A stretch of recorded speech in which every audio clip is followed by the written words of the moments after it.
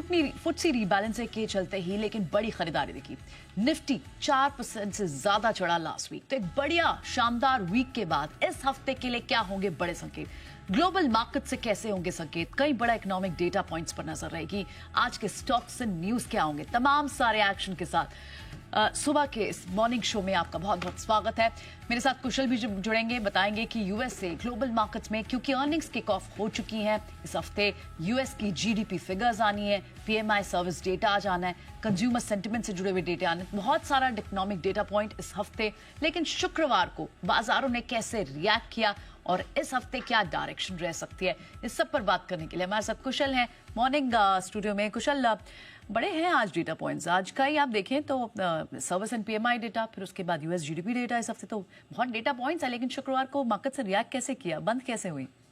बिल्कुल, सबसे पहले तो मॉर्निंग प्रियंका, जिस तरह से मूड माहौल यूएस बाजारों से शुक्रवार के सत्र में आता हुआ दिखा, ऑलमोस्ट दिन की ऊंचाइयों के आसपास ही बंद होते हुए दिख रहे थे तमाम यूएस इंडाइसेज। और यहाँ पर स्पेसिफिकली आप देखें तो दिन की ऊंचाइयों के पास जाकर जो बंद होते हुए दिख रहे थे उससे एक पॉजिटिविटी नजर आ रही है। रीजन बीइंग यहाँ पर काफी सारी रिपोर्ट्स आती हुई दिखी है वीकेंड के दौरान भी कि यहाँ पर 2 अप्रैल से जो लगने वाले जवाबी टैरिफ है यूएस की तरफ से वो ब्लैंकेट नहीं होंगे, यानी कि आप सेक्टर स्पेसिफिक देखेंगे तो वहां पर ओवरऑल ग्लोबली सेक्टर रिलेटेड वहां पर टैरिफ एक साथ नहीं लगने वाले हैं। तो थोड़ी फ्लेक्सिबिलिटी आपको आगे आने वाले समय में आती हुई नजर आ सकती है जब 2 अप्रैल आएगा। ऑफ कोर्स उसके पहले देखना होगा कि यहां पर यूएस बाजारों में किस तरह का रिएक्शन इस पूरे हफ्ते जो जवाबी टैरिफ है उसके पहले आता हुआ नजर आता है। बट जवाबी टैरिफ आप देखिए तो 15 देशों तक सीमित रह सकता है, ऐसी एक्सपेक्टेशंस काफी सारी रिपोर्ट्स अब लगाकर चल रही है।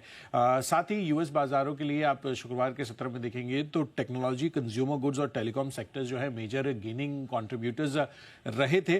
और साथ साथ एक और अपडेट भी है कि सीज फायर को लेकर यूएस और साथ ही रूस की जो डेलीगेशंस है उनके बीच आज बैठक भी होने वाली है। कल हमने देखा था कि यूक्रेन और साथ ही जो यूएस के डेलीगेशंस है उनसे इस पर बातचीत होती हुई दिखी है। तो काफी सारी रिपोर्ट्स अब ये बताती हुई नजर आ रही है कि यहाँ पर शांति समझौता 20 अप्रैल तक होता हुआ दिख सकता है रूस और यूक्रेन के बीच। तो देखना होगा कि वहां पर किस तरह की डेवलपमेंट होती है। हालांकि यूरोप के बाजार में थोड़ा दबाव रहा था शुक्रवार के सत्र में, कच्चा तेल $72 के आसपास ऑलमोस्ट सपाट ही बना हुआ है, तो उससे कोई खास संकेत नहीं है। लेकिन ओवरऑल जिस तरह के यूएस बाजारों में एक्शन देखने को मिला है शुक्रवार के सत्र में, साथ ही जो टैरिफ्स को लेकर थोड़ी फ्लेक्सिबिलिटी लौटती हुई दिख रही है ट्रंप के रुख में, ऐसी रिपोर्ट्स बता रही है। तो देखना होगा कि यहाँ पर यूएस बाजार आज कैसे रिएक्ट करते हैं। बट फिलहाल गिफ्ट निफ्टी तो अच्छी इंडिकेशंस दिखा रहे हैं।